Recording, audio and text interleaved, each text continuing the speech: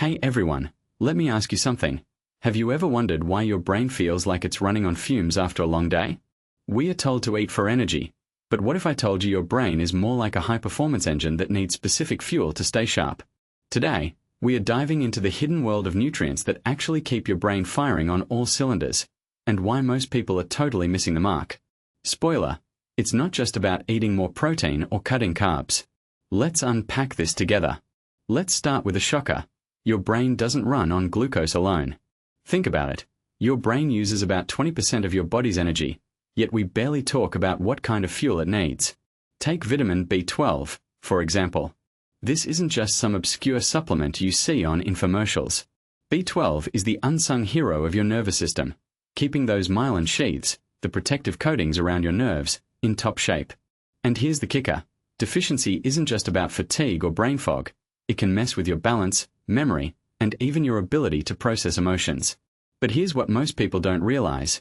B12 is almost exclusively found in animal products. So if you're vegan or vegetarian, you're playing a high-stakes game of chance with your brain health. Personally, I think this is a huge blind spot in modern nutrition advice. We are told to eat clean, but no one's explaining the nuances of micronutrient sourcing.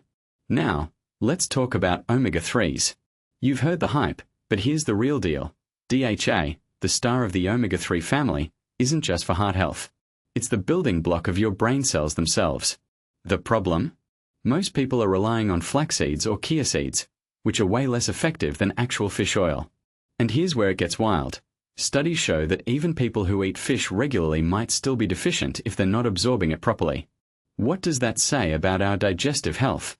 It's a whole other conversation, but it raises a deeper question. How many of us are actually getting the nutrients we think we are getting? I mean, if your gut's not absorbing these fats, you're basically throwing money at supplements. Next up, iron. Yeah, we all know it's for blood, but did you know it's also a major player in cognitive function? Low iron isn't just about feeling tired. It can slow down your thinking, make focus feel like a chore, and even trigger restless leg syndrome. And here's the twist. Iron deficiency is often linked to B12 deficiency. It's like a toxic duo that silently sabotages your brain. But what's fascinating is how many people ignore this. They'll blame their brain fog on stress or lack of sleep, but the real culprit might be something as simple as not eating enough red meat or lentils.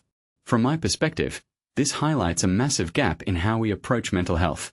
We are treating symptoms, not root causes. Folic acid is another one that gets overlooked. It's not just for pregnant women. It's critical for maintaining your brain's ability to process information efficiently. Long-term deficiency? It can lead to memory issues and even cognitive decline. But here's the catch. Folate and B12 work hand in hand, and if one is low, the other can't do its job properly. This isn't just about eating more leafy greens. It's about understanding how nutrients interact. And let's be honest, most of us have no idea how complex this system is. We are conditioned to think of food as fuel, but it's really a symphony of biochemical reactions. What this really suggests is that our modern obsession with superfoods is missing the bigger picture of nutrient synergy.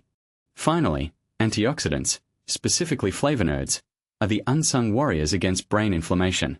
Berries, dark chocolate, leafy greens, they're not just tasty, they're your brain's natural anti-inflammatory.